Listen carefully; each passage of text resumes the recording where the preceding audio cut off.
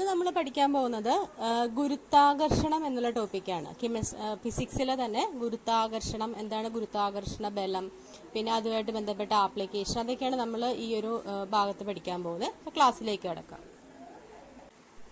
Okay, അപ്പം നമ്മൾ ആദ്യം പഠിക്കാൻ പോകുന്നത് എന്താണ് ഭൂഗുരുത്വാകർഷണ ബലം.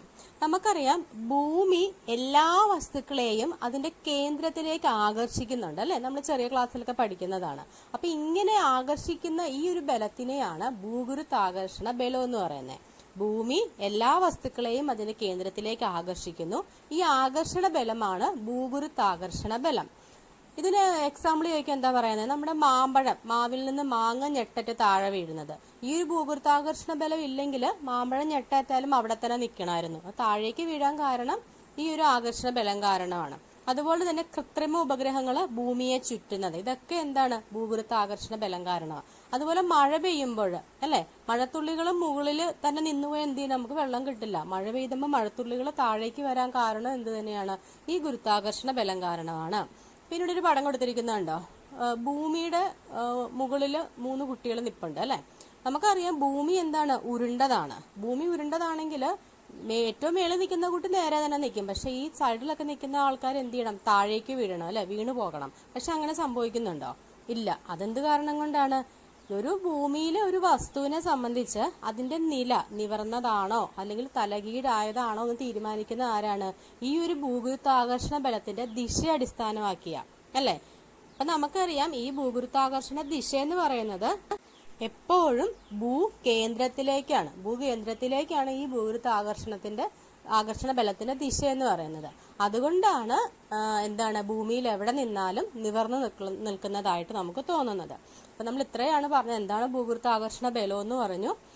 ഭൂമി എല്ലാ വസ്തുക്കളെയും അതിന്റെ കേന്ദ്രത്തിലേക്ക് ആകർഷിക്കുന്നു. അതിന് എക്സാമ്പിൾ പറഞ്ഞു, മാമ്പഴം ഞെട്ടറ്റ് വീഴുന്നത്, കൃത്രിമ ഉപഗ്രഹങ്ങൾ ഭൂമിയെ ചുറ്റുന്നത്, മഴത്തുള്ളികൾ താഴേക്ക് വീഴുന്നത്, ഇതൊക്കെയാണ് അതിന്റെ എക്സാമ്പിൾ എന്ന് പറയുന്നത്. ഓക്കെ, ഇനി അടുത്ത് നമ്മൾ പറയാൻ പോകുന്നത് ഈ ഭൂഗുരുത്വാകർഷണ ബലത്തിനെ സ്വാധീനിക്കുന്ന ഘടകങ്ങൾ എന്താണെന്നാണ്. ഒന്നാമത്തേതാണ് വസ്തുക്കളുടെ ഭാരം. ഒരു വസ്തുവിന്റെ ഭാരമല്ല, മാസ്. എന്താണ് മാസ് എന്ന് പറയുന്നത്, ഒരു വസ്തുവിൽ അടങ്ങിയിരിക്കുന്ന ദ്രവ്യത്തിന്റെ അളവിനെയാണ് അതിന്റെ മാസ് എന്ന് പറയുന്നത്. ഇപ്പൊ ഒരു എക്സാമ്പിൾ പറയാം, നമുക്ക് മാസ് കുറഞ്ഞ ഒരു കല്ലും മാസ് കൂടിയ മറ്റൊരു കല്ലും നമ്മൾ എടുക്കുകയാണ്. ഇവ രണ്ടും ഒരു സ്പ്രിംഗ് ബാലൻസിൽ ഇങ്ങനെ തൂക്കിയിടുകയാണ്. അപ്പൊ ഏത് കല്ല് തൂക്കിയപ്പോഴായിരിക്കും കൂടുതൽ റീഡിങ് കാണിക്കുന്നത്, മാസ് കൂടിയ കല്ലിനായിരിക്കും കൂടുതൽ റീഡിങ് കാണിക്കുന്നത് അല്ലെ. അപ്പൊ ഇതിൽ നിന്ന് നമുക്ക് മനസ്സിലാക്കാം, വസ്തുക്കളുടെ മാസും എന്താണ്, ഭൂഗുരുത്വാകർഷണത്തെ ബലത്തെ സ്വാധീനിക്കുന്ന ഒരു ഘടകമാണ്. അടുത്ത ഒരു ഘടകമാണ് ഈ വസ്തുക്കൾ തമ്മിലുള്ള അകലം. ഈ വസ്തുക്കൾ തമ്മിലുള്ള അകലം എന്താണ്, ഇതിന്റെ മാസുമായിട്ട് ബന്ധമുണ്ടെന്ന് നമുക്ക് മനസ്സിലാകും. അപ്പൊ ഇതൊക്കെ അനുസരിച്ചിട്ട് ഈ ഒരു ഘടകങ്ങളൊക്കെ ഉൾക്കൊള്ളിച്ചുകൊണ്ട് ഐസക് ന്യൂട്ടൺ ഒരു നിയമം ആവിഷ്കരിച്ചു. അതിന് പറയുന്ന പേരാണ് സാർവീക ഗുരുത്വാകർഷണ നിയമം. എന്താണ്, സാർവീക ഗുരുത്വാകർഷണ നിയമം. അതിന് അദ്ദേഹത്തെ സഹായിച്ചത് 2-3 ശാസ്ത്രജ്ഞന്മാരുണ്ട്. ടോക്കോ ബ്രാഹെ, കെപ്ലർ, ഗലീലിയോ തുടങ്ങിയവരുടെയൊക്കെ നിരീക്ഷണ ഫലങ്ങൾ അവലംബിച്ചാണ് എന്ത് ചെയ്ത് ഐസക് ന്യൂട്ടന് ഈ ഒരു നിയമം ആവിഷ്കരിച്ചത്. ഇനി ഐസക് ന്യൂട്ടനെ പറ്റി പറയുകയാണെങ്കിൽ എന്താ, നമുക്കറിയാം അല്ലെ, ജ്യോതിശാസ്ത്രജ്ഞൻ, അതുപോലെ ഭൗതിക ശാസ്ത്രജ്ഞൻ, ഗണിത ശാസ്ത്രജ്ഞൻ, തത്വചിന്തകൻ, ഇങ്ങനെ വളരെ ഈ മേഖലകളിലൊക്കെ പ്രശസ്തനായ ആളാണ് ഐസക് ന്യൂട്ടൺ എന്ന് പറയുന്നത്. അദ്ദേഹത്തിന്റെ പ്രധാന പുസ്തകം, ഇതിനു മുമ്പ് PSC ചോദിച്ചിട്ടുണ്ട്, പ്രിൻസിപ്പിയ മാത്തമാറ്റിക്ക എന്ന ഗ്രന്ഥം അദ്ദേഹത്തിന്റെയാണ്. പ്രിൻസിപ്പിയ മാത്തമാറ്റിക്ക എന്ന ഗ്രന്ഥം ഐസക് ന്യൂട്ടന്റേതാണ്. പിന്നെ വേറൊരെണ്ണമാണ് എന്ത്, കാൽക്കുലസ് എന്നൊരു ഗണിത ശാസ്ത്ര ശാഖ, അത് ഐസക് ന്യൂട്ടന്റെയാണ്, കാൽക്കുലസ്. അപ്പൊ നമ്മൾ പറഞ്ഞ ടോക്കോ ബ്രാഹെ, കെപ്ലർ, ഗലീലിയോ അവരുടെയൊക്കെ കണ്ടെത്തലുകളുടെ അടിസ്ഥാനത്തിൽ ഇദ്ദേഹം എന്ത് ചെയ്തു, സാർവീക ഗുരുത്വാകർഷണ ബലം നിയമം ആവിഷ്കരിച്ചു. പിന്നെ നമ്മൾ നേരത്തെ പഠിച്ചിട്ടുണ്ട്, അദ്ദേഹത്തിന്റെ പ്രധാനപ്പെട്ട കണ്ടുപിടുത്തങ്ങളാണ് ചലന നിയമങ്ങൾ അല്ലെ. ചലന നിയമങ്ങൾ ആവിഷ്കരിച്ചത് ഐസക് ന്യൂട്ടൻ ആണ്. അപ്പൊ ഇതിന്റെയൊക്കെ അടിസ്ഥാനത്തിൽ 2005 റോയൽ സൊസൈറ്റി നടത്തിയ അഭിപ്രായ സർവേയിൽ നൂറ്റാണ്ടിലെ ഏറ്റവും സ്വാധീന ശക്തിയുള്ള ശാസ്ത്രകാരനായിട്ട് ആര് തിരഞ്ഞെടുക്കപ്പെട്ടു, ഐസക് ന്യൂട്ടനെ തിരഞ്ഞെടുക്കപ്പെട്ടു. അതുപോലെ തന്നെ ഇദ്ദേഹത്തിന്റെ ആദര സൂചകമായിട്ടാണ് നമ്മൾ ബലത്തിന്റെ യൂണിറ്റ് എന്താ ബലത്തിന്റെ യൂണിറ്റ്, ന്യൂട്ടൺ അല്ലെ. ബലത്തിന്റെ യൂണിറ്റ് ആണ് ന്യൂട്ടൺ. ആ ഒരു പേര് നൽകിയത് ഇദ്ദേഹത്തിനോടുള്ള പേരിന് ഇദ്ദേഹത്തോടുള്ള ആദര സൂചകമായിട്ട്. അപ്പൊ എന്തൊക്കെയാണ് പറഞ്ഞത്? പ്രിൻസിപ്പിയ മാത്തമാറ്റിക്ക, കാൽക്കുലസ് എന്ന ഗണിതശാസ്ത്ര ശാഖ കണ്ടുപിടിച്ചു, ചലന നിയമങ്ങൾ ആവിഷ്കരിച്ചു, പിന്നെ ഇപ്പൊ പറഞ്ഞ സാർവിക ഗുരുത്വാകർഷണ ബലം ആവിഷ്കരിച്ചു. 2005 സർവേ അനുസരിച്ച് റോയൽ സൊസൈറ്റി ഇദ്ദേഹത്തിന് ഏറ്റവും സ്വാധീന ശക്തിയുള്ള ശാസ്ത്രകാരനായിട്ട് തിരഞ്ഞെടുക്കപ്പെട്ടു. ഓക്കെ, അപ്പൊ അത്ര ഓർത്തിരിക്കുക. ഇനി അടുത്ത് നമ്മൾ പറയാൻ പോകുന്നത് എന്താണ് ഈ സാർവിക ഗുരുത്വാകർഷണ നിയമം എന്നാണ് പറയാൻ പോകുന്നത്. ഇപ്പൊ നമ്മൾ പറഞ്ഞു പ്രപഞ്ചത്തിലുള്ള വസ്തുക്കളുടെ ഭൂമി ആകർഷിക്കും എന്ന് പറഞ്ഞല്ലേ. അപ്പൊ ഈ ആകർഷണ ബലത്തിനെ എന്തൊക്കെ നമ്മൾ സ്വാധീനിക്കുന്ന പറഞ്ഞേ? ഒന്നാമത്തത് അവയുടെ മാസും, രണ്ടാമത്തത് അവ തമ്മിലുള്ള അകലവുമാണ് നമ്മൾ പറഞ്ഞത് അല്ലേ. അപ്പൊ അതെങ്ങനെയാന്ന് വെച്ചാൽ ഇതാണ് നിയമം പറയുന്നത്. പ്രപഞ്ചത്തിലുള്ള എല്ലാ വസ്തുക്കളും പരസ്പരം ആകർഷിക്കുന്നു. ഈ വസ്തുക്കൾ തമ്മിലുള്ള പരസ്പര ആകർഷണ ബലം അവയുടെ മാസുകളുടെ ഗുണനബലത്തിന് നേർ അനുപാതത്തിലും അവ തമ്മിലുള്ള അകലത്തിന്റെ വർഗത്തിന് വിപരീത അനുപാതത്തിലും ആയിരിക്കും. എന്താ പറഞ്ഞത്? മാസുകളുടെ ഗുണനബലത്തിന് നേരനുപാതത്തിലും അവയുടെ അകലത്തിന്റെ വർഗത്തിന് വിപരീത അനുപാതത്തിലും ആയിരിക്കും. ഇതാണ് സാർവിക ഗുരുത്വാകർഷണ നിയമം പറയുന്നത്. ഇപ്പൊ നോക്കിയ ഈ പടത്തിൽ നോക്കിയ രണ്ട് വസ്തുക്കളുണ്ട്. ഒരെണ്ണത്തിന്റെ മാസ് m1ഉം മറ്റേതിന്റെ മാസ് m2ഉം. അവ തമ്മിലുള്ള അകലം എന്ന് പറയുന്നത് നമ്മൾ d വെച്ചിട്ട് ഡിനോട്ട് ചെയ്യുകയാണ്. അകലം d. അങ്ങനെയാണെങ്കിൽ ഇതനുസരിച്ച് എന്താണ് എഫ് അകലം അവ തമ്മിലുള്ള ആകർഷണ ബലം എന്ന് പറയുന്നത് ഡയറക്ട്ലി പ്രപ്പോർഷണൽ ആണ് എന്ത്? മാസുകളുടെ ഗുണനബലം. അപ്പൊ m1 × m2. അതുപോലെ ഇൻവേഴ്സ്ലി പ്രപ്പോർഷണൽ ആണ് അവയുടെ അകലത്തിന്റെ വർഗത്തിന്, അതായത് 1/d² എന്ന് വരും. അപ്പൊ ചേർത്ത് എഴുതുമ്പോൾ എന്ത് വരും? F directly proportional to m1 m2 / d² എന്ന് വരും. മാസുകളുടെ ഗുണനബലത്തിന് നേരനുപാതത്തിലും അതുപോലെ തന്നെ അകലത്തിന്റെ വർഗത്തിന് വിപരീത അനുപാതത്തിലും. അപ്പം F directly proportional to m1 m2 / d² എന്ന് വരും. അപ്പൊ നമ്മൾ ഈ പ്രപ്പോർഷണൽ മാറ്റാനായിട്ട് നമ്മളൊരു കോൺസ്റ്റന്റ് കൊടുക്കുവാണ്. ആ കോൺസ്റ്റന്റ് ആണ് നമ്മൾ എന്ത്? ജി, ഗുരുത്വാകർഷണ സ്ഥിരാങ്കം. ജി ക്യാപിറ്റൽ ജി ആണ് കേട്ടോ. അപ്പൊ ഈ ക്യാപിറ്റൽ ജി അറിയപ്പെടുന്നതാണ് എന്ത്? ഗുരുത്വാകർഷണ സ്ഥിരാങ്കം. അതിന്റെ മൂല്യം എന്ന് പറയുന്നത് 6.67 × 10⁻⁻11 newton metre square per kilogram square എന്നാണ്. ഇതിന്റെ മൂല്യം ആദ്യമായിട്ട് നിർണയിച്ചത് ആരാന്ന് ചോദിച്ചത്? ഇത് കണ്ടുപിടിച്ചത് ഹെൻറി കാവൻഡിഷ് ആണ് കേട്ടോ. നിയമം ആവിഷ്കരിച്ച ഐസക് ന്യൂട്ടൺ ആണ്. ഈ ഗുരുത്വാകർഷണ സ്ഥിരാങ്കത്തിന്റെ വാല്യൂ കണ്ടുപിടിച്ചത് ഹെൻറി കാവൻഡിഷ് ആണ്. അതിന്റെ വാല്യൂ എത്രയാണ്? 6.67 × 10⁻⁻11 newton metre square per kilogram square. അപ്പൊ ഇതാണ് സാർവിക ഗുരുത്വാകർഷണ നിയമം എന്ന് പറയുന്നത്. ഇനി ചോദിക്കട്ടെ, ഇതനുസരിച്ച് നമ്മൾ രണ്ട് വസ്തുക്കളുടെ കാര്യമാണ് പറയുന്നത് അല്ലെ. ഇനി ഒരു വസ്തുവിന്റെ മാസ് ഇരട്ടിച്ചാൽ ഈ ആകർഷണ ബലം എന്തായിരിക്കും? ആകർഷണ ബലം എന്താവും? ഇരട്ടിയാവും അല്ലെ. m1 m2 ആണ്. അപ്പൊ ഒരെണ്ണത്തിന്റെ മാസ് ഇരട്ടിച്ചാൽ ആകർഷണ ബലം ഇരട്ടിയാവും. ഇനി രണ്ട് വസ്തുക്കളുടെ മാസ് ഇരട്ടിച്ചാലോ എന്താവും? 4 ഇരട്ടിയാവും അല്ലെ. രണ്ട് വസ്തുക്കളുടെ മാസ് ഇരട്ടിച്ചാൽ ആകർഷണ ബലം 4 ഇരട്ടിയാവും. ഇനി അകലമാണ് ഇരട്ടിക്കുന്നെങ്കിലോ d² ഇൻവേഴ്സ്ലി പ്രപ്പോർഷണൽ ആണ്. അപ്പൊ എന്ത് ചെയ്യും?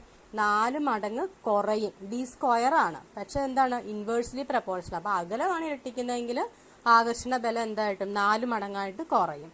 ഇനി ഒരെണ്ണത്തിന്റെ മാസ് ഇരട്ടിച്ചാൽ ആകർഷണ ബലം ഇരട്ടിയാവും. രണ്ട് വസ്തുക്കളുടെ മാസ് ഇരട്ടിച്ചാൽ ആകർഷണ ബലം 4 ഇരട്ടിയാവും. ഇനി അകലമാണ് ഇരട്ടിക്കുന്നതെങ്കിൽ എന്ത് ചെയ്യും? ആകർഷണ ബലം 4 മടങ്ങായിട്ട് കുറയും. അത് പഠിക്കണം കേട്ടോ, അത് ചോദിക്കാൻ ചാൻസ് ഉണ്ട്. ഓക്കെ, ഇനി നമുക്കിത് വെച്ചിട്ട് ഒരു ക്വസ്റ്റ്യൻ നോക്കാം.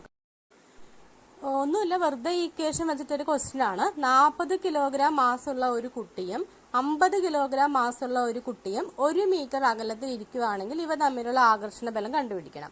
നമുക്കിവിടെ നമ്മൾ ഈ 40ഉം 50ഉം m1ഉം m2 ആയിട്ട് എടുക്കാം. ഡി, സ്മോൾ ഡി എന്ന് പറയുന്നത് 1 മീറ്റർ ആണ്.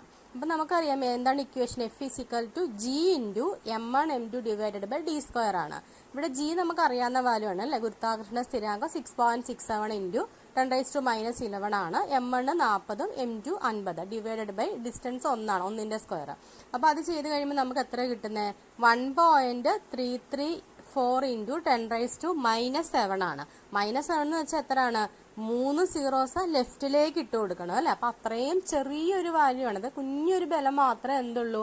ഈ ഒരു ഗുരുത്വാകർഷണ ബലം എന്ന് പറയുന്നതുള്ളൂ. അത് നമ്മുടെ ഘർഷണ ബലത്തെക്കാളും അതുപോലെ തന്നെ മറ്റു ബലങ്ങളെക്കാട്ടിലൊക്കെ എന്താണ്? അതിനൊന്നും അതിജീവിക്കാൻ പറ്റില്ല. വളരെ നിസ്സാരമായിട്ടുള്ള ഒരു ബലം മാത്രമാണ് ഈ ഗുരുത്വാകർഷണ ബലം എന്ന് പറയുന്നത്.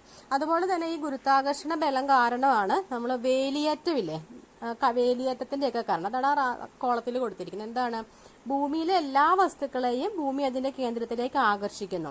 അപ്പൊ സമുദ്രത്തിലെ ജലവും ഭൂഖണ്ഡങ്ങളും എല്ലാം ചേർന്ന് ഒരു ഗോളമായി നിലകൊള്ളുന്നത് എന്തുകൊണ്ടാണ്? ഈ ഒരു ബലം കാരണമാണ്.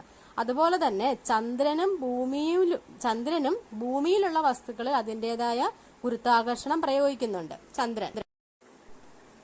ഭൂമി ചന്ദ്രനിൽ പ്രയോഗിക്കുന്ന ആകർഷണ ബലനിമിത്തം സമുദ്രത്തിലെ ജലം ചന്ദ്രന് അഭിമുഖമായി വരുന്ന ഭാഗത്ത് ഉയരുന്നു. അതാണ് എന്തിനു കാരണം? വേലിയേറ്റത്തിന് കാരണം. എന്താ പറഞ്ഞേ? ഭൂമിയില് ചന്ദ്രൻ, നമ്മൾ പറഞ്ഞു ഭൂമിയിലെ വസ്തുക്കൾക്ക് എന്താണ്, ചന്ദ്രനും ഒരു ആകർഷണ ബലം പ്രയോഗിക്കുന്നുണ്ടെന്ന് പറഞ്ഞു. അങ്ങനെ ഭൂമിയില് ചന്ദ്രൻ പ്രയോഗിക്കുന്ന ആകർഷണ ബലം നിമിത്തം സമുദ്രത്തിലെ ജലം ചന്ദ്രന് അഭിമുഖമായി വരുന്ന ഭാഗത്ത് ഉയരുന്നു. അതാണ് എന്തിനു കാരണം? വേലിയേറ്റത്തിന് കാരണം. ജസ്റ്റ് ഓർത്തിരുന്നാൽ മതി, ഭൂമി ആകർഷിക്കുന്ന പോലെ തന്നെ ചന്ദ്രനും ഭൂമിയിലെ വസ്തുക്കളെ ചെറുതായിട്ട് ആകർഷിക്കുന്നു. അത് വിശദമായിട്ട് പഠിക്കണ്ട, ജസ്റ്റ് എന്തെങ്കിലും ഓർത്തിരുന്നാൽ മതി. കെപ്ലറുടെ നിയമങ്ങൾ, അദ്ദേഹത്തെ ഗ്രഹചലന നിയമങ്ങൾ ആവിഷ്കരിച്ച ആരാണ്? കെപ്ലറാണ് അല്ലെ. അപ്പൊ അദ്ദേഹത്തിന്റെ ഈ നിയമങ്ങളെ അടിസ്ഥാനപ്പെടുത്തിയാണ് ന്യൂട്ടൺ വുൽക്രമ വർഗ നിയമം വിശദീകരിച്ചത്. എന്താണ് വുൽക്രമ വർഗ നിയമം? അപ്പൊ നമുക്ക് എന്താണ് ഈ കെപ്ലറുടെ നിയമങ്ങൾ എന്ന് നോക്കാം. 3 നിയമങ്ങളാണ് പ്രധാനമായിട്ടും ഉള്ളത്.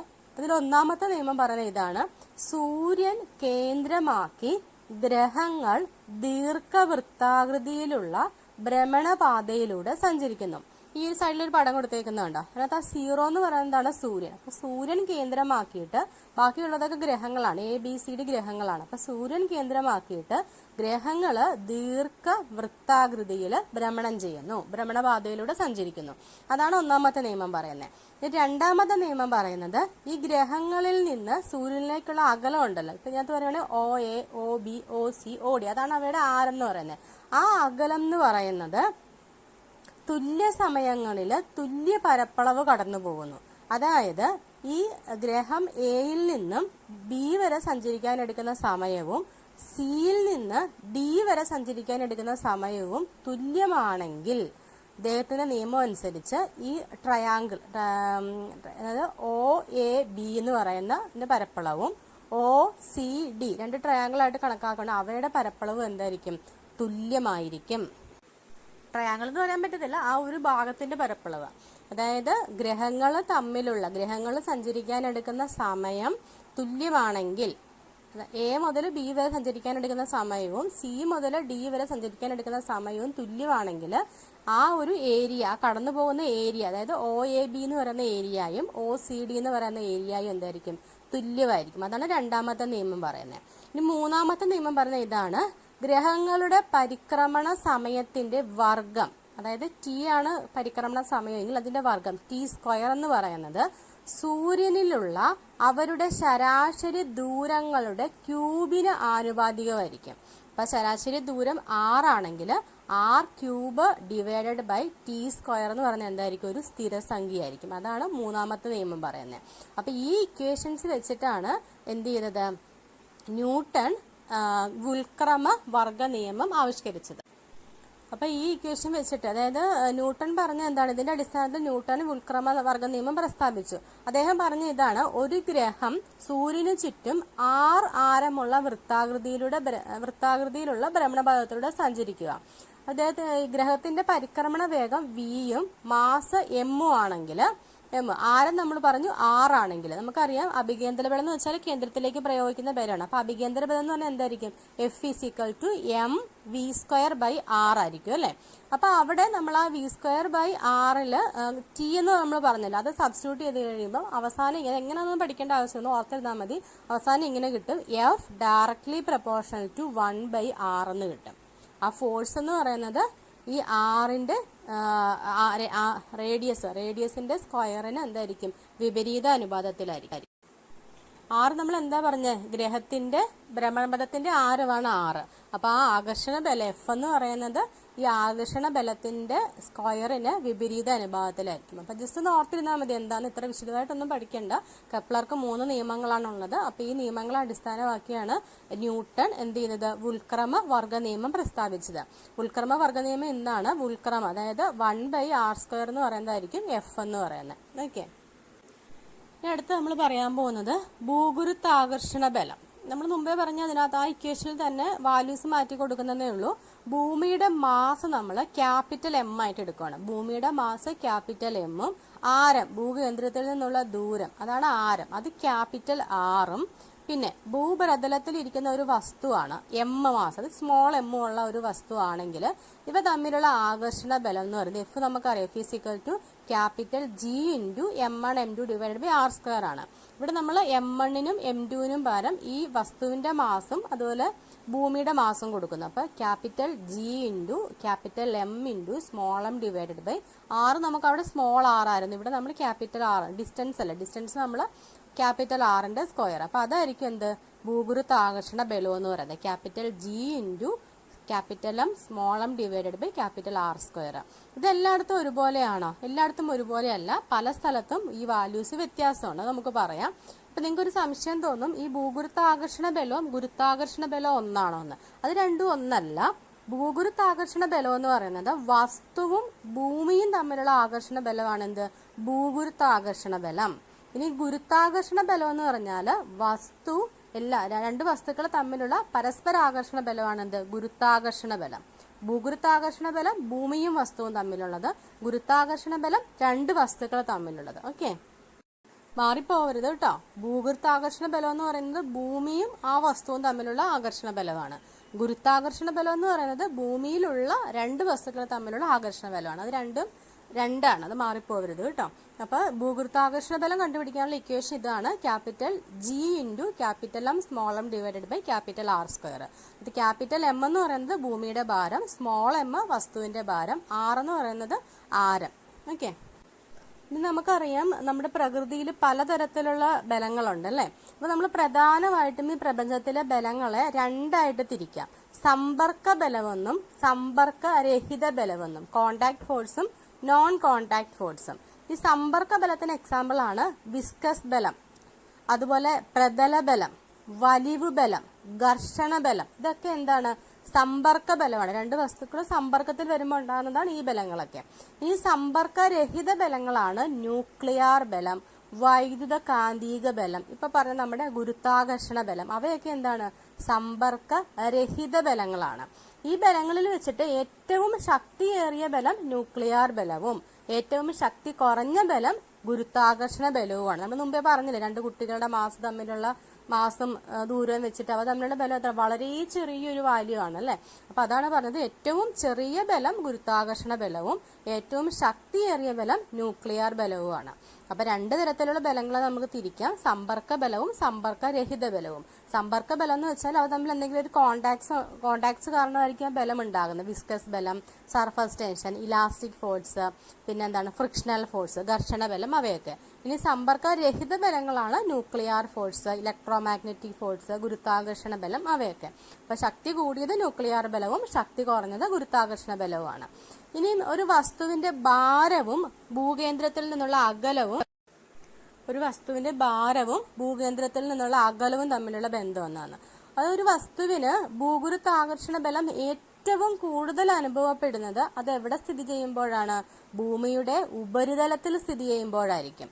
ഓക്കെ, ഉപരിതലത്തിൽ നിന്ന് മുകളിലേക്ക് പോയാലും അതുപോലെ തന്നെ ഉപരിതലത്തിൽ നിന്ന് താഴേക്ക് പോയാലും ഗുരുത്വാകർഷണ ബലം എന്തായിരിക്കും? കുറയുമായിരിക്കും. ഓക്കെ, അപ്പൊ അതുപോലെ തന്നെ ഒരു വസ്തു ഭൂമിയുടെ കേന്ദ്രത്തിൽ വെച്ചാൽ എന്തായിരിക്കും? അതിന്റെ ആകർഷണ ബലം എന്ന് പറയുന്നത് 0 ആയിരിക്കും. ഓക്കെ, അപ്പൊ ഒരു വസ്തുവിന് ഏറ്റവും കൂടുതൽ ഭാരം അനുഭവപ്പെടുന്നത് അത് ഉപരിതലത്തിൽ സ്ഥിതി ചെയ്യുമ്പോഴാണ്. ഉപരിതലത്തിൽ നിന്ന് ഉള്ളിലേക്ക് പോന്നാലും പുറത്തേക്ക് പോയാലും എന്തായിരിക്കും? ഭൂഗുരുത്വാകർഷണ ബലം കുറയുമായിരിക്കും. ഇനി ഭൂകേന്ദ്രത്തിലാണ് ഇരിക്കുന്നതെങ്കിൽ അതെന്തായിരിക്കും? 0 ആയിരിക്കും. അപ്പൊ കേന്ദ്രത്തിൽ വെച്ചിരുന്നാൽ അതിന് ചുറ്റുമുള്ള ദ്രവ്യം എന്ന് പറഞ്ഞാൽ ആ വസ്തുവിന്റെ എല്ലാ ദിശകളിലേക്കും തുല്യമായിട്ടായിരിക്കും ആകർഷിക്കുന്നത്. അപ്പൊ അതുകൊണ്ട് പരിണിത ബലം എന്തായിരിക്കും? പരിണിത ആകർഷണ ബലം 0 ആയിരിക്കും. അപ്പൊ ഇത്ര ഓർത്തിരിക്കുക, ഏറ്റവും കൂടുതൽ ബലം അനുഭവപ്പെടുന്നത് എവിടെയാണ്? ആകർഷണ ബലം അനുഭവപ്പെടുന്നത് ഉപരിതലത്തിൽ ഇരിക്കുമ്പോഴായിരിക്കും. കേന്ദ്രത്തിലാണെങ്കിൽ എന്തായിരിക്കും? 0 ആയിരിക്കും. അപ്പൊ നമ്മൾ മുമ്പേ പറഞ്ഞു എന്താണ് ഭൂഗുരുത്വാകർഷണ ബലം എന്ന് പറഞ്ഞു അല്ലെ. G into capital M small M divide by R square ആണെന്ന് പറയും. അത് പല സ്ഥലത്തും പല അളവിലായിരിക്കും എന്ന് പറഞ്ഞു. അതാണ് നമ്മൾ പറയാൻ പോകുന്നത്, എവിടെയൊക്കെ എങ്ങനെയൊക്കെയാന്നുള്ളത്. അതായത് ധ്രുവപ്രദേശത്ത് ജിയുടെ മൂല്യം എന്ന് വെച്ചാൽ, അപ്പൊ ജി എന്താന്ന് പറഞ്ഞില്ലല്ലോ, ഭൂഗുരുത്വ ത്വരണമാണ് ജി എന്ന് പറയുന്നത്. അതായത് നമ്മൾ പറഞ്ഞു എല്ലാ വസ്തുക്കളെയും ഭൂമി അതിന്റെ കേന്ദ്രത്തിലേക്ക് ആകർഷിക്കും എന്ന് പറഞ്ഞല്ലേ. അപ്പൊ ഈ ആകർഷണത്തിന് കാരണം വസ്തുക്കൾക്ക് ഉണ്ടാകുന്ന എന്താണ്? ത്വരണമാണ്. ആ ത്വരണത്തിനെയാണ് സ്മോൾ ജി, ഭൂഗുരുത്വ ത്വരണം എന്ന് പറയുന്നത്. അതായത് ഭൂമി എല്ലാ വസ്തുക്കളെയും ആകർഷിക്കുന്നതിന് കാരണം ആകർഷിക്കുന്നത് കൊണ്ട് അവയ്ക്കൊരു ത്വരണം ഉണ്ടാകുന്നു. ഈ ത്വരണമാണ് ഭൂഗുരുത്വ ത്വരണം എന്ന് പറയുന്നത്. അതിനെ ഡിനോട്ട് ചെയ്യുന്നത് സ്മോൾ ജി വെച്ചിട്ടാണ്. അപ്പൊ നമുക്കറിയാം, മുമ്പേ നമ്മൾ പറഞ്ഞു ന്യൂട്ടന്റെ ഫോഴ്സ് എന്ന് പറയുന്നത് capital G into capital M small M divide by R square ആണെന്ന് പറഞ്ഞല്ലേ. അതിനകത്ത് നമ്മൾ ഈ എഫിന് വരെ നമ്മൾ F is equal to M A ആണ്, ഒരു എം ജി എന്ന് കൊടുത്തിട്ടുണ്ടെങ്കിൽ അതിൽ നിന്ന് നമുക്ക് കിട്ടുന്ന ഇക്വേഷനാണ് ഭൂഗുരുത്വ ത്വരണം എന്ന് പറയുന്നത് capital M capital G divided by capital R square. അതായിരിക്കും എന്താണ് ത്വരണം കണ്ടുപിടിക്കാനായിട്ടുള്ള ഇക്വേഷൻ. ഇനി ഈ ഭൂഗുരുത്വ ത്വരണം എല്ലായിടത്തും ഒരുപോലെയാണോ? ഈ ഭൂഗുരുത്വ ത്വരണം മൂലമുണ്ടാകുന്ന ഗുരുത്വാകർഷണ ബലം മൂലമുണ്ടാകുന്ന ത്വരണം വസ്തുവിന്റെ മാസിനെ ആശ്രയിക്കുന്നില്ല. ഭൂമിയിലേക്ക് പതിക്കുന്ന എല്ലാ വസ്തുക്കൾക്കും ഗുരുത്വാകർഷണം മൂലമുണ്ടാകുന്ന ത്വരണം എന്തായിരിക്കും? ഒരുപോലെ ആയിരിക്കും. ഓക്കെ, എന്താ പറഞ്ഞത്? ഗുരുത്വാകർഷണം മൂലമുണ്ടാകുന്ന ഈ ത്വരണം വസ്തുവിന്റെ മാസിനെ ആശ്രയിക്കുന്നില്ല. അപ്പൊ അതുകൊണ്ട് തന്നെ ഭൂമിയിലേക്ക് പതിക്കുന്ന എല്ലാ വസ്തുക്കൾക്കും ഗുരുത്വാകർഷണം മൂലമുണ്ടാകുന്ന ത്വരണം എന്തായിരിക്കും? ഒരുപോലെ ആയിരിക്കും. ഇനി നമ്മൾ പറയാൻ പോകുന്ന ഈ ജിയുടെ മൂല്യം പല സ്ഥലത്തും പല വാല്യൂ ആയിരിക്കും. അതാണ് നമ്മൾ പറയുന്നത്. ഇപ്പൊ ജിയുടെ ഇക്വേഷൻ നമ്മൾ പറഞ്ഞ എന്താണ്? Capital M capital G divided by R square ആണ്. അപ്പൊ അത് ഓരോ സ്ഥലത്തും ഓരോന്നാണ് കൊടുത്തിരിക്കുന്നത്. പഠിക്കണം കേട്ടോ, നിർബന്ധമായിട്ടും പഠിക്കണം. ധ്രുവപ്രദേശത്തെ ജിയുടെ മൂല്യം എന്ന് പറഞ്ഞാൽ 9.83 മീറ്റർ പെർ സെക്കൻഡ് സ്ക്വയർ ആയിരിക്കും. ഇനി ഭൂമധ്യരേഖാ പ്രദേശത്താണെങ്കിൽ അത് എത്ര ആയിരിക്കും? 9.78 മീറ്റർ പെർ സെക്കൻഡ് സ്ക്വയർ ആയിരിക്കും. ഇനി ഭൂപ്രതലത്തിലാണെങ്കിൽ എത്ര ആയിരിക്കും? 9.8 മീറ്റർ പെർ സെക്കൻഡ് സ്ക്വയർ. നമ്മൾ സാധാരണ എപ്പോഴും വാല്യൂസ് എടുക്കുമ്പോൾ 9.8 ആണ് എടുക്കുന്നത്. എങ്കിൽ പോലും അതിൽ ചെറിയ വ്യത്യാസമുണ്ട് ഓരോ സ്ഥലത്തും. അതൊന്ന് ഓർത്തിരിക്കണം കേട്ടോ. ധ്രുവപ്രദേശത്ത് 9.83, ഭൂമധ്യരേഖാ പ്രദേശത്ത് 9.78, ഭൂപ്രതലത്തിൽ 9.8 മീറ്റർ പെർ സെക്കൻഡ് സ്ക്വയർ. നമ്മൾ ആ ഇക്വേഷനിൽ വാല്യൂ ഇട്ട് കൊടുക്കുമ്പോഴാണ് കിട്ടുന്നത്. അതെങ്ങനെയാണെന്നൊന്നും അറിഞ്ഞിരിക്കേണ്ട, വാല്യൂ എത്രയാണെന്ന് ഓർത്തിരിക്കുക കേട്ടോ. അപ്പൊ ഏറ്റവും കൂടുതൽ കിട്ടുന്നത് നമ്മൾ പറഞ്ഞിരുന്നു അല്ലേ, എന്താണ്? ധ്രുവപ്രദേശത്ത് ഇരിക്കുമ്പോൾ 9.83 വരുന്നുണ്ട്. ഓക്കെ, ഇനി നമ്മൾ പറയാൻ പോകുന്നത് ഈ ജിയുടെ മൂല്യം ചന്ദ്രനിലെ, നമ്മൾ ഭൂമിയിലെ കാര്യമാണ് ഇപ്പൊ പറഞ്ഞല്ലേ, ചന്ദ്രനിൽ എങ്ങനായിരിക്കും എന്ന് ചോദിക്കുന്നത്. നമ്മൾ ആ ഇക്വേഷനിൽ ഇട്ട് കൊടുക്കുകയാണ്. അത് ചെയ്ത് കഴിയുമ്പോൾ കിട്ടുന്നത് ചന്ദ്രന്റെ മാസ് നമ്മൾ ക്യാപിറ്റൽ എമ്മും പിന്നെ ആരം ആറും ആണെങ്കിൽ ജിയുടെ മൂല്യം ആ അതിൽ ഇട്ട് കൊടുത്തു കഴിയുമ്പം 1.62 മീറ്റർ പെർ സെക്കൻഡ് സ്ക്വയർ ആയിരിക്കും. എത്രയാണ്? 1.62 മീറ്റർ പെർ സെക്കൻഡ് സ്ക്വയർ ആണ് ചന്ദ്രനിലെ ജിയുടെ മൂല്യം. അതായത് ഭൂമിയിലെ ജിയുടെ മൂല്യത്തിന്റെ 1/6 ഭാഗം മാത്രമാണ് എവിടെയുള്ളത്? ചന്ദ്രനിലുള്ളത്. നമ്മൾ പറയാറില്ലേ, ഇപ്പൊ ഭൂമിയിലെ മാസിന്റെ 1/6 ആയിരിക്കും എന്ത്? ചന്ദ്രനിൽ എന്ന് പറയുന്നത്. അത് വെച്ചിട്ട് ഒരു പ്രോബ്ലം ആണ് ഈ കൊടുത്തിരിക്കുന്നത്. അതൊന്ന് ചെയ്തു നോക്കാം നമുക്ക്. എന്താണ് പറഞ്ഞിരിക്കുന്നത്? 60 കിലോഗ്രാം മാസ് ഉള്ള ഒരു വസ്തുവിന്റെ ഭൂമിയിലെ ഭാരം കണ്ടുപിടിക്കണം, ചന്ദ്രനിലെ ഭാരം കണ്ടുപിടിക്കണം. ഓക്കെ, ഭൂമിയിലെ ഭാരങ്ങളുടെ ഇക്വേഷൻ എന്താണ്? മാസ് ഇൻറ്റു ഇതാണ് ജി ആണ്, ത്വരണമാണ്. മാസ് ഇപ്പൊ 60 ഇൻറ്റു 9.8 ഇപ്പൊ 588 ന്യൂട്ടൺ എന്ന് കിട്ടും. അപ്പൊ അത് ഇനി അടുത്തത് ഭൂമിയിലെ ഭാരം. നമുക്കറിയാം 1 കിലോഗ്രാം വെയിറ്റ് എന്ന് പറഞ്ഞാൽ എത്രയാണ്? 9.8 ന്യൂട്ടൺ ആണ്. 1 കിലോഗ്രാം വെയിറ്റ് എന്ന് പറഞ്ഞാൽ 9.8 ന്യൂട്ടൺ ആണ്. അപ്പൊ അത് വെച്ച് ഡിവൈഡ് ചെയ്യുമ്പോൾ 60 കിലോഗ്രാം വെയിറ്റ് ആയിരിക്കും എന്ത്? ഭൂമിയിലെ ഭാരം. ഇനി ചന്ദ്രനിലെ ഭാരം എന്ന് വെച്ചാൽ എന്താണ്? ഭൂമിയിലെ ഭാരം എത്രയാണോ അതേ ഇൻറ്റു 1.62 ചെയ്യണം അല്ലേ. അപ്പോൾ എന്ത് ചെയ്തു? 97.2 എന്ന് കിട്ടും. അപ്പോൾ 1 കിലോഗ്രാം വെയിറ്റ് എന്ന് പറയുന്നത് 9.8 ന്യൂട്ടൺ ആയതുകൊണ്ട് അത് വെച്ച് ഡിവൈഡ് ചെയ്യുമ്പോൾ 9.918 എന്ന് പറയും. അതായത് ഭൂമിയിലെ ഭാരത്തിന്റെ 1/6 മാത്രമാണ് എവിടെയുള്ളത്? ചന്ദ്രനിലുള്ളത്. ഇത്ര ഓർത്താൽ മതി, ആ പോയിന്റ് കൂട്ടണ്ട. അതായത് ഭൂമിയിൽ 60 ആണെങ്കിൽ ചന്ദ്രനിൽ എത്ര ആയിരിക്കും? 10 ഉണ്ടാവുള്ളൂ. 1/6 അതാണ് ചോദിച്ചിട്ടുണ്ട്, PSC മുമ്പ് ചോദിച്ചിട്ടുണ്ട്. ഭൂമിയിലെ ഒരു വസ്തുവിന്റെ ഭാരം എത്രയാണോ അതിന്റെ 1/6 മാത്രമായിരിക്കും എവിടെയുള്ളത്? ചന്ദ്രനിലുള്ളത്. ഓക്കെ, അപ്പൊ ഭാരം എന്താണെന്നാണ് ഇപ്പൊ നമ്മൾ പറയാൻ പോകുന്നത്. മാസും ഭാരവും രണ്ടും ഒന്നാണോ? മാസും നമ്മൾ എപ്പോഴും പറയുന്ന കാര്യമുണ്ടല്ലോ, മാസ് ഭാരം. പക്ഷെ മാസും ഭാരവും ഒന്നല്ല, രണ്ടും രണ്ടാണ്. Mass and wait. മാസ് നമ്മൾ നേരത്തെ പറഞ്ഞായിരുന്നു, ഒരു വസ്തുവിൽ അടങ്ങിയിരിക്കുന്ന ദ്രവ്യത്തിന്റെ അളവിനെയാണ് മാസ് എന്ന് പറയുന്നത്. നമ്മളത് എം വെച്ചിട്ട് ഡിനോട്ട് ചെയ്യുന്നത്, ക്യാപിറ്റൽ എം. ഇനി ഭാരം എന്ന് വെച്ചാൽ എന്താണ്? ഒരു വസ്തുവില് ഭൂമി അതിന്റെ കേന്ദ്രത്തിലേക്ക് ആകർഷിക്കുന്ന ബലമാണ് എന്ത്? ഭാരം എന്ന് പറയുന്നത്.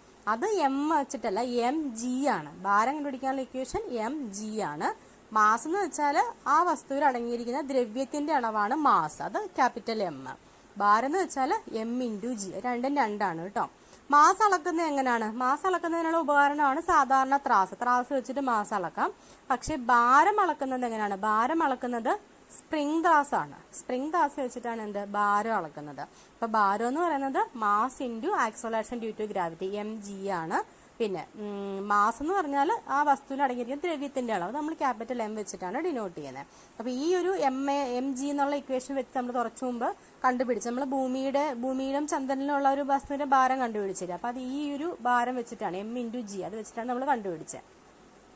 ഓക്കെ, അപ്പൊ അത് ഓർത്തിരിക്കുക. അപ്പൊ മാസും ഭാരവും ഒന്നല്ല, രണ്ടാണ്. മാസം എന്ന് വെച്ചാൽ എന്താണ്? ദ്രവ്യത്തിന്റെ അളവാണ് മാസം എന്ന് പറയുന്നത്. ഭാരം എന്ന് വെച്ചിട്ടുണ്ടെങ്കിൽ ഭൂമി കേന്ദ്രത്തിലേക്ക് പ്രയോഗിക്കുന്ന ആകർഷണ ബലമാണ്. ഓക്കെ, ഇനി അടുത്ത് നോക്കി സൗരയുധത്തിൽ എങ്ങനെയാണ് ഈ ഗുരുത്വാകർഷണ ബലമെന്ന്. നമുക്കറിയാം സൗരയുധത്തില് ഗ്രഹങ്ങളൊക്കെ എന്ത് ചെയ്യുവാണ്? ഗ്രഹങ്ങളൊക്കെ സൂര്യനെ പരിക്രമണം ചെയ്യുകയാണ് അല്ലെ. അതുപോലെ തന്നെ ഈ ഗ്രഹങ്ങൾക്ക് ചുറ്റും ആരാണ്? ഉപഗ്രഹങ്ങളും പരിക്രമണം ചെയ്യുന്നുണ്ട്. പക്ഷെ ഇവരൊക്കെ ഒരു കറക്റ്റ് പാതയിൽ തന്നെ ഇങ്ങനെ സഞ്ചരിച്ചുകൊണ്ടിരിക്കും, അങ്ങോട്ടും ഇങ്ങോട്ടും മാറുന്നില്ല അല്ലെ. അതപ്പോ എങ്ങനെയാണ്? അപ്പൊ ഇവരെ എല്ലാം ആ പരിക്രമണ പാതയിൽ പിടിച്ചു നിർത്തുന്നതിന് ആവശ്യമായ ബലം കൊടുക്കുന്ന ആരാണ്? ഗുരുത്വാകർഷണ ബലമാണ്. മനസ്സിലായോ? അതായത് സൗരയുധത്തില് സൂര്യനെ ഗ്രഹങ്ങൾ വലം വയ്ക്കുന്നു, അതുപോലെ ഗ്രഹങ്ങളെ ഉപഗ്രഹങ്ങൾ വലം വയ്ക്കുന്നു. അപ്പൊ ഇവയെല്ലാം ഒരു നിശ്ചിത പാതയിൽ, ഒരു പരിക്രമണ പാതയിൽ കൂടി ഇങ്ങനെ സഞ്ചരിച്ചുകൊണ്ടിരിക്കുകയാണ്. അപ്പൊ അവരെ ആ പാതയിൽ പിടിച്ചു നിർത്തുന്നതിന് ആവശ്യമുള്ള ബലം കൊടുക്കുന്നത് ആരാണ്? ഗുരുത്വാകർഷണ ബലമാണ്. അപ്പൊ സൂര്യനിൽ നിന്നുള്ള ഗുരുത്വാകർഷണ ബലം ഗ്രഹങ്ങൾക്ക് അഭികേന്ദ്ര ബലം നൽകുന്നു. അതുപോലെ തന്നെ ഉപഗ്രഹങ്ങൾക്ക് ഇത് ലഭിക്കുന്ന എവിടെ നിന്നാണ്? ഗ്രഹങ്ങളിൽ നിന്നാണ്. അപ്പൊ സൂര്യനാണ് എന്ത്? സൂര്യനിൽ നിന്നുള്ള ഗുരുത്വാകർഷണ ബലമാണ് ഗ്രഹങ്ങൾക്ക് അഭികേന്ദ്ര ബലം നൽകുന്നത്. അതുപോലെ തന്നെ ഉപഗ്രഹങ്ങൾക്ക് അഭികേന്ദ്ര ബലം കൊടുക്കുന്ന ആരാണ്? ഗ്രഹങ്ങളാണ്. അത്രേ ഉള്ളൂ.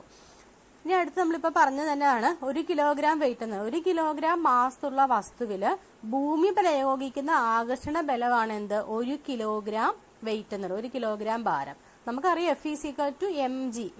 എം എ ആണ്, എക്ക് നമ്മൾ ജി കൊടുക്കുന്നു. അപ്പോൾ 1 കിലോഗ്രാം വെയിറ്റ് എന്ന് പറഞ്ഞാൽ എത്രയാണ്? 9.8 ന്യൂട്ടൺ ആണ്. 1 കിലോഗ്രാം വെയിറ്റ് എന്ന് പറഞ്ഞാൽ 9.8 ന്യൂട്ടൺ ആണ്. അപ്പോൾ 1 കിലോ വെയിറ്റ് എന്നാൽ എന്താണ് എന്നത് ഭാരത്തിന്റെ മറ്റൊരു യൂണിറ്റും കൂടിയാണ്. അത്രേ ഉള്ളൂ. ഭാരത്തിന്റെ വേറൊരു യൂണിറ്റ് ആണ് എന്ത്? കിലോഗ്രാം വെയിറ്റ് ഉള്ളത്. അപ്പൊ ഈ ഒരു വാല്യൂ നമ്മൾ മുമ്പേ ചെയ്ത ഇക്വേഷനിൽ ഇട്ട് കൊടുത്തു. നമ്മൾ ഭൂമിയിലെയും ചന്ദ്രനിലെയും ഉള്ള വസ്തുവിന്റെ ഭാരം കണ്ടുപിടിച്ചില്ലേ. അപ്പൊ നമ്മൾ അത് കിട്ടിയതിന് ശേഷം 1 കിലോഗ്രാം വെയിറ്റ് വെച്ച് ഡിവൈഡ് ചെയ്തല്ലോ 9.8 വെച്ചിട്ട്. അപ്പൊ അത് തന്നെയാണ് സംഭവം. അതായത് 1 കിലോഗ്രാം വെയിറ്റ് എന്ന് പറഞ്ഞാൽ 9.8 ന്യൂട്ടൺ ആണ്. അപ്പൊ കിലോഗ്രാം വെയിറ്റും എന്നത് എന്താണ്? ഭാരത്തിന്റെ മറ്റൊരു യൂണിറ്റ് ആണ് കിലോഗ്രാം വെയിറ്റ് എന്നുള്ളത്. ഓക്കെ, അപ്പൊ ആ രണ്ട് കാര്യങ്ങളാണ് ഇവിടെ പറഞ്ഞത്. എന്താണ്? നമ്മുടെ സൗരയൂഥത്തിലെ ഗ്രഹങ്ങൾക്കും ഉപഗ്രഹങ്ങൾക്കും ഒക്കെ ഉപഗ്രഹങ്ങളെയൊക്കെ കറക്റ്റ് ഭ്രമണപാതയിൽ പിടിച്ചു നിർത്തുന്നത്, പരിക്രമണ പാതയിൽ പിടിച്ചു നിർത്തുന്നത് ഗുരുത്വാകർഷണ ബലം കാരണമാണ്. ഗ്രഹങ്ങൾക്ക് കൊടുക്കുന്നത് സൂര്യന്റെ അപകേന്ദ്ര ബലവും ഉപഗ്രഹങ്ങൾക്ക് അത് കിട്ടുന്നത് ആരുടെയാണ്? ഗ്രഹങ്ങളുടെ അപകേന്ദ്ര ബലവും കാരണമാണ്. അഭികേന്ദ്രമല്ല, അഭികേന്ദ്ര ബലം, കേന്ദ്രത്തിലേക്കല്ലേ, സോറി കേട്ടോ, അഭികേന്ദ്ര ബലവും കാരണമാണ്. ഇനി നമ്മൾ പറയാൻ പോകുന്നത് ഈ ജിയുടെ മൂല്യം നമ്മളിപ്പം സൂര്യനിലും അല്ല നമ്മുടെ ഭൂമിയിലും ചന്ദ്രനിലും ഉള്ള കാര്യമൊക്കെ പറഞ്ഞു. അതുപോലെ ഗ്രഹങ്ങളിലും ഇത് വ്യത്യാസപ്പെട്ടിട്ടുണ്ട്. അതാണ് ആ കോളത്തിൽ കൊടുത്തിരിക്കുന്നത്. അത് പഠിക്കണം കേട്ടോ, ചോദിക്കാൻ ചാൻസ് ഉണ്ട്. ഭൂമിയിൽ നമുക്കറിയാം എത്ര നമ്മൾ പറഞ്ഞ 9.8 ആണ് ഭൂമിയിൽ. ബുധനിലും ചൊവ്വയിലും ഒരേപോലെയാണ്, 3.7 ആണ്. ബുധനിലും ചൊവ്വയിലും ജിയുടെ വാല്യൂ 3.7 ആണ്. അപ്പൊ ഭൂമിയിൽ 9.8 ആണ്, അത് നേരെ തിരിച്ചിട്ടാൽ മതി. അതായത് 8.9 ആണ് ശുക്രനിൽ. അങ്ങനെ കമ്പയർ ചെയ്ത് പഠിച്ചാൽ ഓർത്തിരിക്കാൻ പറ്റുള്ളൂ. ഭൂമിയിൽ 9.8, ശുക്രനിൽ 8.9. ബുധനിലും ചൊവ്വയിലും ഒരേ വാല്യൂ 3.7. ഇനി വ്യാഴത്തിന് ഏറ്റവും കൂടുതൽ ഗുരുത്വാകർഷണ ത്വരണം ഉള്ളത് വ്യാഴത്തിനാണത്, 23.1 ആണ്. 23.1. ഇനി ശനിക്കാണെങ്കിൽ അത്ര, ശനിക്ക് 9 ഉള്ളു ശനിക്ക്. പിന്നുള്ളത് യുറാനസിന് 8.7, നെപ്റ്റ്യൂണ് 11. ഓക്കെ, നെപ്റ്റ്യൂണ് 11, യുറാനസിന് 8.7. അപ്പൊ ഏറ്റവും കൂടുതൽ ആർക്കാണ്? വ്യാഴത്തിനാണ്. ഏറ്റവും കുറവ് ആർക്കാണ്? ബുധനും ചൊവ്വയ്ക്കുമാണ് ഏറ്റവും കുറവ്, 3.7. ഭൂമിക്ക് 9.8, നേരെ തിരിച്ചിട്ട് കഴിയുമ്പോൾ ശുക്രന്റെ 8.9. 9 മാത്രമാണെങ്കിൽ അത് ആരുടെ ആയിരിക്കും? അത് ശനിയുടെ ആയിരിക്കും. യുറാനസിന്റെ ആണെങ്കിൽ 8.7, നെപ്റ്റ്യൂന്റെ ആണെങ്കിൽ 11. ഓക്കെ, അതൊന്ന് കമ്പയർ ചെയ്ത് പഠിച്ചാൽ മതി.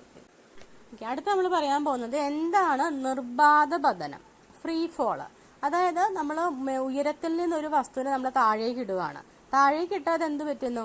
അത് ഗുരുത്വാകർഷണ ബലം കാരണം ഭൂമിയിലേക്ക് പതിക്കും. ഇതിനെയാണ് നിർബാധ പതനം എന്ന് പറയുന്നത്. ഒന്നുമില്ല, നമ്മൾ ഉയരത്തിൽ നിന്ന് ഒരു വസ്തു താഴേക്ക് ഇട്ടാൽ അത് നേരെ ഭൂമിയിലേക്ക് വന്ന് പതിക്കുന്നു. കാരണം എന്തുകൊണ്ട്? ഭൂമിയുടെ ഗുരുത്വാകർഷണ ബലം കാരണമാണ്. അപ്പൊ ഇങ്ങനെ പതിക്കുന്നതിനെയാണ് നിർബാധ പതനം എന്ന് പറയുന്നത്. അപ്പൊ ഇതിന്റെ നിർബാധ പതനം എന്ന് വിശേഷിപ്പിക്കണമെങ്കിൽ ഇതിനകത്ത് ഘർഷണമില്ലാതെ ഗുരുത്വാകർഷണ ബലം കൊണ്ട് മാത്രം വേണം എന്ത് ഭൂമിയിലേക്ക് പതിക്കാൻ. അപ്പൊ വായുവിന്റെ ഘർഷണം വളരെ കുറവായതുകൊണ്ട് നമ്മൾ എന്ത് ചെയ്തില്ല, അത് പരിഗണിക്കാറില്ല.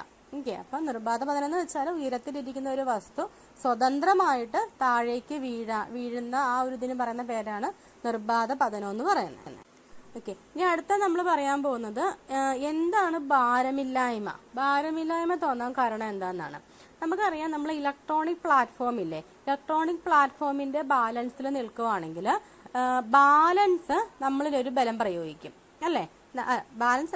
ബാലൻസിൽ ഒരു ബലം പ്രയോഗിക്കും. ഈ ബലമാണ് ബാലൻസിൽ കാണിക്കുന്ന റീഡിംഗ് എന്ന് പറയുന്നത്. ഇപ്പൊ ഇലക്ട്രോണിക് പ്ലാറ്റ്ഫോം ബാലൻസിൽ നമ്മൾ നിൽക്കുമ്പോൾ നമ്മൾ ബാലൻസിൽ ഒരു ബലം പ്രയോഗിക്കുന്നു. ആ ബലമാണ് എന്ത് കാണിക്കുന്നത്, ആ റീഡിംഗ് ആയിട്ട് കാണിക്കുന്നത്. ബാലൻസിൽ കാണിക്കുന്ന റീഡിംഗ് എന്ന് പറഞ്ഞാൽ ഈ നമ്മൾ പ്രയോഗിക്കുന്ന ബലമാണ്. ഇതിനെയാണ് പ്രതിബലം എന്ന് പറയുന്നത്. ഇതിനെയാണ് എന്ത് പറയുന്നത്, പ്രതിബലം എന്ന് പറയുന്നത്. ഇതേ തന്നെയാണ് സ്പ്രിംഗ് ബാലൻസ് റീഡിംഗ് കാണിക്കുന്നത്. എന്താണ്, നാം നിൽക്കുന്ന ബാലൻസ് നിർബാധം പതിച്ചാൽ റീഡിംഗ് എന്തായിരിക്കും, 0 ആയിരിക്കും അല്ലെ. നിർബാധം എന്ന് വെച്ചിട്ടുണ്ടെങ്കിൽ എന്താ, സ്വതന്ത്രമായി പതിക്കുന്ന, വേറെ ബലമൊന്നും അവിടെ ഇല്ല. അങ്ങനെയാണെങ്കിൽ റീഡിംഗ് 0 ആയിരിക്കും.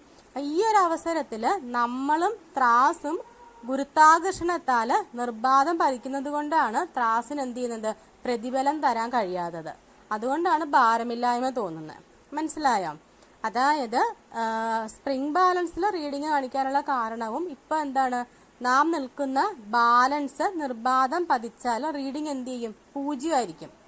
ഈ ഒരു അവസരത്തിൽ നമ്മളും ത്രാസും ഗുരുത്വാകർഷണ ത്വരണത്താൽ നിർബാധം പതിക്കുന്നത് കൊണ്ട് ത്രാസിന് എന്ത് തരാൻ പറ്റില്ല, പ്രതിബലം തരാൻ കഴിയില്ല.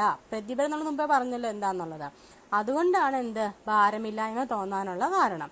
അപ്പൊ ഈ പ്രതിബലം കിട്ടുന്നത് എന്താണ്, നാം സ്പർശിച്ചിരിക്കുന്ന തറയിൽ നിന്നാണ് എന്ത് ചെയ്യുന്നത്, ഈ കിട്ടുന്ന പ്രതിബലം നമ്മൾ ഭാരമായിട്ട് കണക്കാക്കുന്നത്. ഓക്കെ, ജസ്റ്റ് ഒന്ന് ഓർത്തിരുന്നാൽ മതി. ഇനി അടുത്തൊരു പോയിന്റ് ആണ്, എന്താണ് ഗുരുത്വ കേന്ദ്രം. അതായത് ഏതൊരു വസ്തുവിനും അതിന്റെ ഭാരം മുഴുവൻ കേന്ദ്രീകരിക്കപ്പെട്ടതുപോലെ വർത്തിക്കുന്ന ഒരു ബിന്ദുവുണ്ട്. ആ ഒരു ബിന്ദുവാണ് എന്ത്, ആ വസ്തുവിന്റെ ഭൂഗുരുത്വം അല്ല കേട്ടോ, ഗുരുത്വ കേന്ദ്രം എന്ന് പറയുന്നത്. ഓക്കെ. ഇത് രണ്ടു കുഞ്ഞു പോയിന്റ് ആണ്, ജസ്റ്റ് ഒന്ന് ഓർത്തിരുന്നാൽ മാത്രം മതി. നമ്മളിപ്പോ ഗുരുത്വ കേന്ദ്രം എന്താന്ന് പറഞ്ഞല്ലേ, ഒരു വസ്തുവിന്റെ ഭാരം മുഴുവൻ കേന്ദ്രീകരിക്കപ്പെട്ടിരിക്കുന്ന കേന്ദ്രബിന്ദു. അപ്പൊ ഈ ഗുരുത്വ കേന്ദ്രത്തിലൂടെയുള്ള ഒരു ലംബരേഖ വരച്ചാല് വസ്തുവിന്റെ പാദത്തിലൂടെ കടന്നു പോകുമ്പോഴാണ് ആ വസ്തുവിന് സ്ഥിരതയുണ്ടാകുന്നെന്ന് പറയുന്നത്. ഓക്കെ.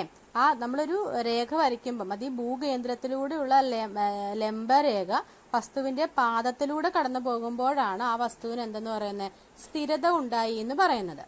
ഇനി അടുത്തൊരു കാര്യം നോക്കിയേ, ഒരു വസ്തുവില് ഏതു ഭാഗത്ത് ഭാരം കേന്ദ്രീകരിക്കുന്നുവോ ആ ഭാഗത്ത് ഗുരുത്വ കേന്ദ്രമായിട്ട് മാറുന്നു. അതായത് എവിടെയാണോ ഒരു വസ്തുവിന്റെ ഭാരം കൂടുതൽ കേന്ദ്രീകരിക്കുന്നത് അതായിരിക്കും അതിന്റെ ഗുരുത്വ കേന്ദ്രം എന്ന് പറയുന്നത്. അപ്പൊ ഇപ്രകാരം ഒരു വസ്തുവിന്റെ ഭാരം ഒരു ഭാഗത്ത് കേന്ദ്രീകരിച്ച് ഗുരുത്വ കേന്ദ്രം ആ ഭാഗമാക്കി മാറ്റാൻ നമുക്ക് കഴിയും.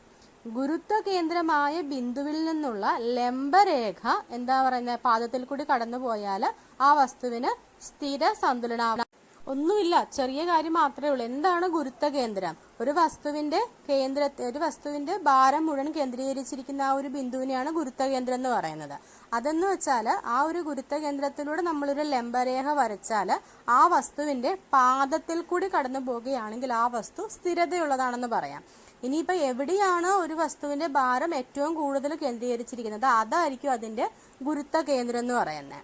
ഓക്കെ. അപ്പൊ നമുക്ക് നമ്മുടെ ഇഷ്ടത്തിനനുസരിച്ച് ഓരോ വസ്തുക്കളുടെ ഭാരത്തിന്റെ നമുക്ക് മാറ്റിയെടുക്കാൻ പറ്റും. ഏത് ഭാഗത്താണോ ഭാരം കൂടുതലുള്ളത് അത് നമുക്ക് ഗുരുത്വ കേന്ദ്രമാക്കി മാറ്റാൻ പറ്റും. അപ്പൊ അതിലൂടെ വരയ്ക്കുന്ന ലംബരേഖ എന്ന് പറയുന്നത് എന്തായിരിക്കും, ആ വസ്തുവിന്റെ പാദത്തിലൂടെ കടന്നു പോവുകയാണെങ്കിൽ അത് സ്ഥിരതയുള്ളതാണെന്ന് പറയാൻ പറ്റും. ഒരു എക്സാമ്പിൾ പറയാം, അപ്പൊ ശരിക്കും മനസ്സിലാകും. നമ്മളൊരു വെറുതെ ഒരു ചതുരപ്പെട്ടി എടുക്കുക, ചതുരപ്പെട്ടി, പിന്നെ കുറച്ച് ഇരുമ്പ് കഷ്ണങ്ങളും എടുക്കണം. നമ്മൾ എന്നിട്ട് ഈ പെട്ടീനെ ഒരു മേശയുടെ അറ്റത്തെന്ന് വെച്ചാൽ തൊട്ടറ്റത്തല്ല, മേശയുടെ സൈഡിലായിട്ട് കൊണ്ട് വെക്കുക. എന്നിട്ട് നമ്മൾ പതുക്കെ ഈ പെട്ടീനെ മേശയുടെ വെളിയിലേക്ക് തള്ളിക്കൊണ്ടിരിക്കുക. അപ്പോൾ കുറച്ച് തള്ളിക്കഴിയുമ്പോൾ എന്ത് ചെയ്യും, പെട്ടി താഴെ പോകാറാകും അല്ലേ. അപ്പോൾ താഴെ പോകാറാകുന്ന അവസരത്തിൽ നമ്മൾ കുറച്ച് ഇരുമ്പ് കഷ്ണങ്ങൾ എടുത്തല്ലോ, ആ ഇരുമ്പ് കഷ്ണങ്ങൾ ഈ പെട്ടിയുടെ മേളിലേക്ക് വെക്കുക. എന്നിട്ട് വീണ്ടും തള്ളി നീക്കി കുറച്ചുകൂടെ കഴിയുമ്പോൾ പിന്നെയും പെട്ടി താഴെ പോകാറാകും. അപ്പോൾ ബാക്കിയുള്ള ഇരുമ്പ് കഷ്ണങ്ങളൂടെ എടുത്ത് ഈ പെട്ടിയുടെ മേളിൽ വെക്കുക. അപ്പോൾ എന്തായിരിക്കും, പെട്ടി താഴെ പോകാണ്ട്, അതായത് ഭൂരിഭാഗവും മേശയ്ക്ക് വെളിയിലായിരിക്കും, എന്നാൽ പോലും പെട്ടി താഴെ പോകുന്നില്ല അല്ലേ. ആദ്യമേ പെട്ടി മുഴുവൻ താഴെ പോകാറായി, അപ്പം നമ്മൾ ഇരുമ്പ് കഷ്ണം എടുത്ത് വെച്ചു, എന്നിട്ട് പിന്നെയും നീക്കിക്കൊണ്ടിരുന്നു, അപ്പോൾ പിന്നെയും പോകാറായി, അപ്പം നമ്മൾ കുറച്ച് ഇരുമ്പ് കഷ്ണങ്ങളും കൂടി എടുത്തു വെച്ചു. എന്നിട്ട് എന്ത് ചെയ്തു, ഭൂരിഭാഗം മേശയുടെ വെളിയിലായിട്ടും കൂടി പെട്ടി താഴേക്ക് വീഴുന്നില്ല. അപ്പം അതിന് കാരണം എന്താണ്, അതാണ് നമ്മളിപ്പോൾ പറഞ്ഞ ഈ ഒരു സംഭവം. അതായത് ഏത് ഭാഗത്താണോ ഭാരം കൂടുതലുള്ളത് ആ ഭാഗമായിരിക്കും എന്ത്, ഗുരുത്വ കേന്ദ്രം എന്ന് പറയുന്നത്. അപ്പം നമുക്ക് ആ ഗുരുത്വ കേന്ദ്രം അങ്ങോട്ടോ ഇങ്ങോട്ടോ മാറ്റാൻ പറ്റും. അതാണ് ഇപ്പം നമ്മൾ പറഞ്ഞത്. ഓക്കെ അപ്പോൾ ഇപ്പം പറഞ്ഞ കേസിൽ ആ വസ്തു എന്ന് പറഞ്ഞാൽ എന്താണ്, ഒരു സ്ഥിര സന്തുലനാവസ്ഥയിലാണെന്ന് പറയാൻ പറ്റും. ഇനി അടുത്ത നോക്കിയേ, അടുത്ത ഈ പടത്തിനകത്ത് ഒരു ബോളിൻ്റെ 3 പൊസിഷൻസ് ആണ് കൊടുത്തിരിക്കുന്നത്. ഇത് ഓരോ പൊസിഷനിലും ബോൾ ഓരോ അവസ്ഥയിലാണ്. ആദ്യത്തെ എ എന്ന് പറയുന്ന ഫിഗറിനകത്ത് ബോള് സ്ഥിര സന്തുലനാവസ്ഥയിലും, രണ്ടാമത്തെ ബി എന്നുള്ള ഫിഗറിൽ ബോള് അസ്ഥിര സന്തുലനാവസ്ഥയിലും, മൂന്നാമത്തെ കേസിൽ ഉദാസീന സന്തുലനാവസ്ഥയിലുമാണ്. ഇനി എന്താന്ന് പറയാം. ഒന്നാമത്തെ കേസിൽ നോക്കിയേ, ആ എ എന്ന് പറയുന്ന ഫിഗറിനകത്ത് ബി എന്ന് പറയുന്ന സ്ഥാനത്താണ് ബോൾ ഇരിക്കുന്നത് അല്ലേ. അവിടെ അവിടെ ഇരുന്നാലും ബോൾ താഴെ പോവുമോ? താഴെ പോവില്ല. കാരണം അവിടെ സ്ഥിതികോർജ്ജം ഏറ്റവും കുറവാണ്. സ്ഥിതികോർജ്ജം എന്ന് വെച്ചാൽ mgh ആണ്, അവിടെ h ഇല്ല, h 0 ആണ്. അതുകൊണ്ട് സ്ഥിതികോർജ്ജം ഏറ്റവും കുറവുള്ളത് ആ ബോള് ബി എന്ന് പറയുന്ന പൊസിഷനിൽ ഇരിക്കുമ്പോഴാണ്. അതുകൊണ്ട് തന്നെ അതെന്താണ്, സ്ഥിര സന്തുലനാവസ്ഥയിലാണെന്ന് പറയാം. ഓക്കെ, ഇനി രണ്ടാമത്തെ ഫിഗർ നോക്കിയേ, ബി എന്നുള്ള ഫിഗറിൽ ബോൾ ഇരിക്കുന്നത് ക്യൂ എന്ന് പറയുന്ന പോയിന്റിലാണ് അല്ലേ. അപ്പൊ എന്ത് പറ്റുന്നത്, പെട്ടെന്ന് ഒന്നെങ്കിൽ ബോള് പി എന്ന് പറഞ്ഞ സ്ഥലത്തേക്ക് വീഴാം, അല്ലെങ്കിൽ ബോള് ആർ എന്ന് പറഞ്ഞ സ്ഥലത്തേക്ക് വീഴാം. അതിന് കാരണം ഈ ഗുരുത്വ കേന്ദ്രത്തിൽ നിന്നുള്ള ലംബരേഖ പാദം വഴിയാണ് പോകുന്നതെങ്കിലും ഗോളത്തിന് ഇപ്പോൾ താരതമ്യേന ഉയർന്ന സ്ഥിതികോർജ്ജമാണുള്ളത് അല്ലെ. ക്യൂ എന്ന് പറയുന്ന പോയിന്റിൽ ഇരിക്കുമ്പോഴാണ് ഏറ്റവും ഹൈറ്റ് കൂടുതൽ. അപ്പൊ അവിടെ എന്തായിരിക്കും, സ്ഥിതികോർജ്ജം വളരെ കൂടുതലായിരിക്കും. അതുകൊണ്ട് അതിനാല് അനുകൂലമായ സാഹചര്യം ഉണ്ടായാൽ സ്ഥിതികോർജ്ജം കുറയ്ക്കുന്നതിനായിട്ട് ഒന്നെങ്കിൽ പി എന്ന ഭാഗത്തേക്കോ അല്ലെങ്കിൽ ആർ എന്ന ഭാഗത്തേക്കോ ഇത് ഉരുളും. അതുകൊണ്ട് ഈ ഗോളം എന്താണ്, അസ്ഥിര സന്തുലനാവസ്ഥയിലാണെന്ന് പറയാം. മനസ്സിലായോ? അതായത് ക്യൂ ഇപ്പോൾ ഇരിക്കുന്ന ആ സ്ഥലത്ത് സ്ഥിതികോർജ്ജം വളരെ കൂടുതലാണ്. അപ്പൊ ഗുരുത്വ കേന്ദ്രത്തിലൂടെയാണ് ലംബരേഖ പറന്നു പോകുന്നതെങ്കിൽ പോലും അത് അസ്ഥിരത അവസ്ഥയിലാണ്. അപ്പൊ സ്ഥിതികോർജ്ജം കുറയ്ക്കാൻ വേണ്ടി അത് ഒന്നെങ്കിൽ പി എന്ന് പറയുന്ന പോയിന്റിലേക്കോ അല്ലെങ്കിൽ ആർ എന്ന് പറയുന്ന പോയിന്റിലേക്കോ മാറുന്നു. അതുകൊണ്ട് ഇതെന്താണ്, അസ്ഥിര സന്തുലനാവസ്ഥയിലാണെന്ന് പറയാം. ഇനി അടുത്ത കേസ് നോക്കിയേ, അടുത്ത മൂന്നാമത്തെ ഫിഗർ നോക്കിയേ. മൂന്നാമത്തെ ഫിഗറിൽ വൈ എന്ന് പറയുന്ന പോയിന്റിലാണ് ബോൾ ഇരിക്കുന്നത് അല്ലെ. ഈ വൈ എന്ന് പറയുന്ന പോയിന്റിൽ ഇരുന്നാൽ ഈ ഇതില് ഗോളം അതിന്റെ ഏത് ഭാഗത്തേക്ക് മാറിയാലും സ്ഥിതികോർജ്ജത്തിന്റെ അളവിൽ എന്താണ്, മാറ്റം വരുന്നില്ല. ഹൈറ്റ് ഇല്ല അവിടെ. എക്സിലേക്ക് പോയാലും ഇസഡിലേക്ക് പോയാലും സ്ഥിതികോർജ്ജം എന്താണ്, സെയിം തന്നെയാണ്. അപ്പൊ അതുകൊണ്ട് ഈ ഒരു അവസ്ഥ എന്ന് പറയുന്നതാണ് ഉദാസീന സന്തുലനാവസ്ഥ. മനസ്സിലായോ? അപ്പൊ 3 കാര്യം നമ്മൾ പറഞ്ഞത്. സ്ഥിതികോർജ്ജം എന്ന് പറഞ്ഞാൽ എന്താണെന്ന് നമുക്കറിയാം. ഒരു വസ്തുവിന് അതിന്റെ സ്ഥാനം മൂലം കിട്ടുന്ന ഊർജ്ജമാണ് സ്ഥിതികോർജ്ജം എന്ന് പറയുന്നത്. അപ്പോൾ ഒരു വസ്തു സ്ഥിര സന്തുലനാവസ്ഥയിൽ ഇരിക്കണമെങ്കിൽ അതില് ഗുരുത്വ കേന്ദ്രത്തിലൂടെയുള്ള ലംബരേഖ പാദത്തിലൂടെ കടന്നു പോകണം. അതിനെപ്പോ എന്തായിരിക്കണം, സ്ഥിതികോർജ്ജവും കുറവായിരിക്കണം. 2 കാര്യങ്ങളാണ് പറഞ്ഞത്. ഒരു വസ്തു സ്ഥിര സന്തുലനാവസ്ഥയിലായിരിക്കണമെങ്കിൽ ഒന്നാമതായിട്ട് അതിന്റെ സ്ഥിതികോർജ്ജം കുറവായിരിക്കണം, രണ്ടാമതായിട്ട് അതിന്റെ ഗുരുത്വ കേന്ദ്രത്തിലൂടെ പോകുന്ന ലംബരേഖ വസ്തുവിന്റെ പാദത്തിലൂടെ കടന്നു പോകണം. അപ്പൊ ഈ ഒന്നാമത്തെ ഫിഗറില് സ്ഥിര സന്തുലനാവസ്ഥയിലാണ്, അവിടെ സ്ഥിതികോർജ്ജം കുറവാണ്. സ്ഥിതികോർജ്ജം കുറവായതുകൊണ്ട് തന്നെ എന്തായിരിക്കും, സന്തുലനാവസ്ഥയിലാണെന്ന് പറയാം. രണ്ടാമത്തെ കേസിൽ സ്ഥിതികോർജ്ജം ഏറ്റവും കൂടുതലാണ്. അതുകൊണ്ട് അത് കുറയ്ക്കാനായിട്ട് പിയിലേക്കോ ആറിലേക്കോ വസ്തു നീങ്ങും. അതുകൊണ്ട് അതെന്താണ്, അസ്ഥിര സന്തുലനാവസ്ഥയിലാണെന്ന് പറയാം. ഇനി മൂന്നാമത്തെ കേസിൽ എവിടെ എക്സിലേക്ക് പോയാലും ഇസഡിലേക്ക് പോയാലും എന്താണ്, സ്ഥിതികോർജ്ജത്തിൽ മാറ്റം വരുന്നില്ല. അതുകൊണ്ട് തന്നെ ആ വസ്തു വൈ എന്ന് പറയുന്ന പോയിന്റിൽ അതെന്തായിരിക്കും? ഉദാസീന സന്തുലനാവസ്ഥയിലാന്ന് പറയാം. അപ്പം 3 കാര്യങ്ങളാണ് പറഞ്ഞ്: സന്തുലനാവസ്ഥ, അസന്തുലനാവസ്ഥ, പിന്നെന്താണ്? അല്ല, സ്ഥിര സന്തുലനാവസ്ഥ, അസ്ഥിര സന്തുലനാവസ്ഥ, ഉദാസീന സന്തുലനാവസ്ഥ. 3 മനസ്സിലായെന്ന് വിചാരിക്കുന്നു. Okay, thank you.